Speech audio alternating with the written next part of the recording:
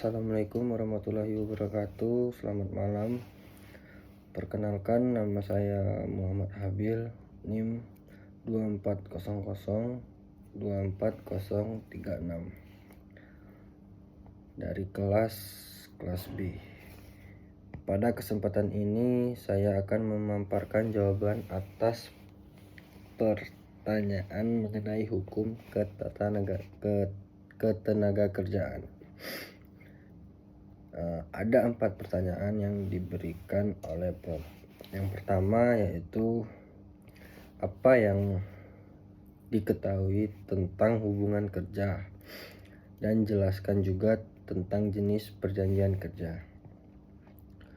Hubungan kerja adalah hubungan antara pekerja atau buruh dengan pengusaha yang timbul karena adanya perjanjian kerja. Dalam hubungan kerja terdapat 3 unsur utama, yaitu adanya pekerja, dan yang kedua adanya upah, yang ketiga adanya perintah dari pemberi kerja kepada pekerja. Hubungan kerja di Indonesia diatur dalam Undang-Undang Nomor 13 Tahun 2003 tentang ketenaga kerjaan, sebagaimana telah diubah melalui Undang-Undang Nomor 6 Tahun 2023 tentang Cipta Kerja.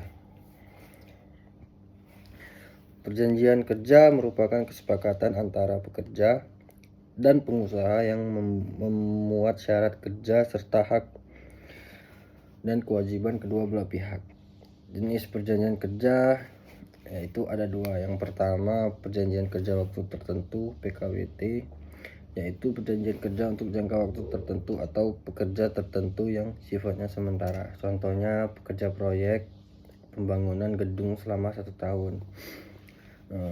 Dan yang kedua, perjanjian kerja waktu tidak tertentu atau PKWTT.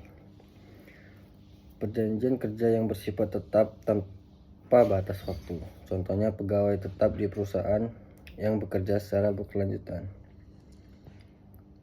Dengan adanya perjanjian kerja, baik pekerja maupun pengusaha memperoleh kepastian hukum mengenai hak dan kewajiban. Pertanyaan yang kedua, apa perbedaan hubungan kerja dan hubungan kemitraan, dan apa akibat hukumnya? Berikan contoh. Hubungan kerja adalah hubungan antara pekerja dengan pengusaha yang didasarkan pada perjanjian kerja.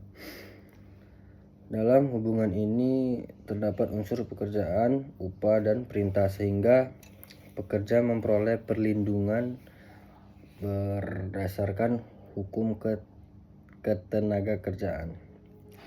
Sedangkan hubungan kemitraan merupakan hubungan kerjasama antara 2 pihak yang kedudukannya setara untuk mencapai tujuannya tertentu. Dalam hubungan kemitraan tidak terdapat hubungan atasan dan bawahan maupun unsur perintah sebagaimana dalam hubungan kerja.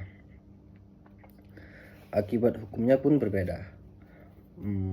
Pada hubungan kerja, pekerja berhak memperoleh upah, jaminan sosial, cuti, perlindungan keselamatan dan kesehatan kerja, saat perlindungan apabila terjadi pemutusan hubungan kerja, yang biasa disebut pemberhentian secara sepihak lah. Sementara pada hubungan kemitraan, hak dan kewajiban para pihak ditentukan berdasarkan isi perjanjian kemitraan dan tunduk pada hukum perdata. Mitra tidak boleh otomatis memperoleh hak-hak ketenaga kerjaan seperti pesangon atau cuti. Contohnya, yang pertama, hubungan kerja. Seorang karyawan tetap di sebuah perusahaan menerima gaji setiap bulan dan bekerja sesuai perintah perusahaan. Sedangkan hubungan kemitraan, pengemudi ojek online yang bekerja sama dengan perusahaan aplikasi berdasarkan perjanjian kemitraan.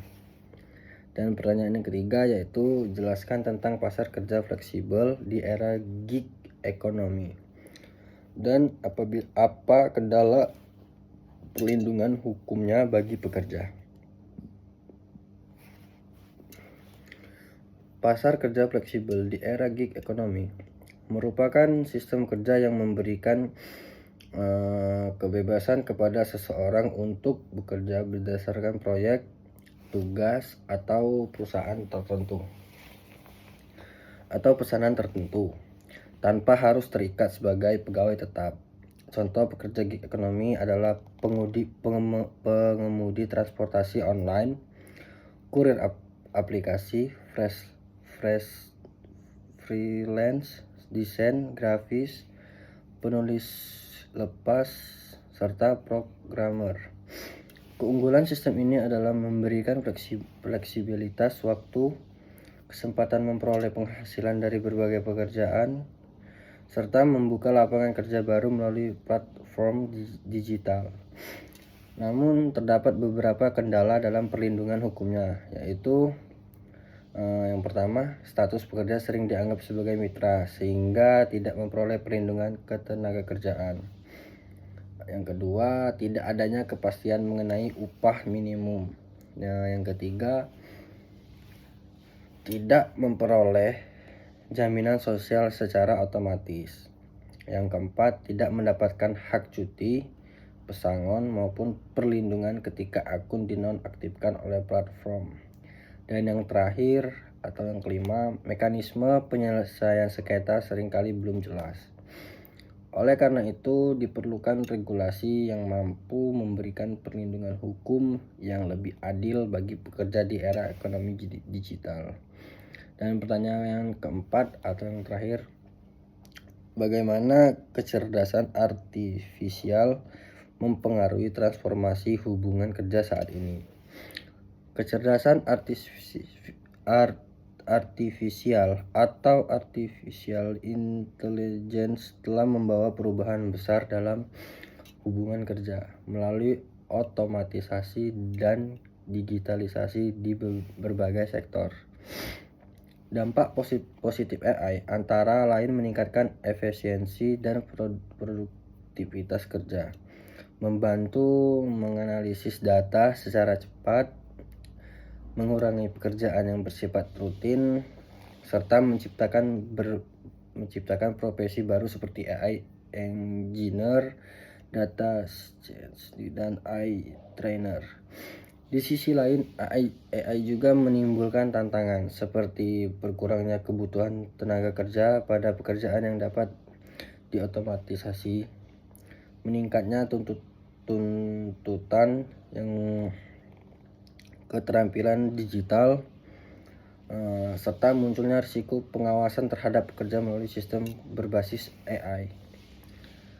Karena itu, transformasi hubungan kerja akibat AI harus diimbangi dengan peningkatan kompetensi tenaga kerja melalui pelatihan atau reskilling dan upskilling, serta penyusunan regulasi yang mampu melindungi hak-hak pekerja di tengah perkembangan teknologi. Mungkin demikian pemaparan yang dapat saya sampaikan. Semoga jawaban ini dapat memberikan pemahaman mengenai hubungan kerja, perjanjian kerja, hubungan kemitraan, gig ekonomi, serta pengaruh kecerdasan artifisial terhadap dunia ketenagakerjaan. Terima kasih atas perhatiannya. Saya akhiri. Wassalamualaikum warahmatullahi wabarakatuh.